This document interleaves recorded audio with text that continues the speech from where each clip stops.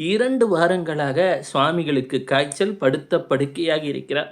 எனினும் தள்ளாடி எழுந்து காலை 3 மணிக்கு குளித்துவிட்டு திருநீறு பூசி சிவாய நம என்ற 5 எழுத்தை ஓதி வந்தவருக்கெல்லாம் திருநீற்றை தருகிறார்.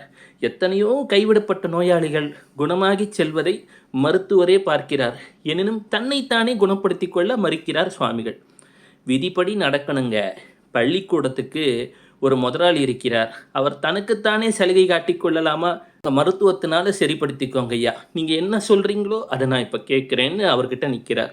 கண்களில் தாரை தாரையாக மருத்துவர் கண்ணீர் விடுகிறார். ஐயா, உலகத்தையே காப்பாற்ற வந்த நீங்கள் இப்படி கஷ்டப்படலாமா?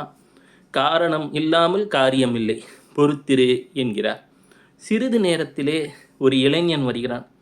2 வாரங்கள் முன் நான் கடும் ஜுரத்திலே படுத்திருந்தேன். ஜாதகத்தை பார்த்த ஜோதிடர், இவன் கர்ம கணக்கை தீர்க்கவே முடியாது, இத்துடன் விதி முடிந்தது என்றார்.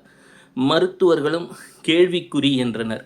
திடீர்னு என் அப்பன் பன்றிமலை சுவாமிகள் காப்பாற்றுவார்னு சொன்னேன், குணமடைய துவங்கி விட்டேன், நன்றாகி விட்டேன், எல்லாம் உங்கள் அருள் என்றான். புரிஞ்சுதா அப்படின்னு சுவாமிகள் சொன்னார். இப்போ உங்களுக்கும் புரிந்திருக்கும்.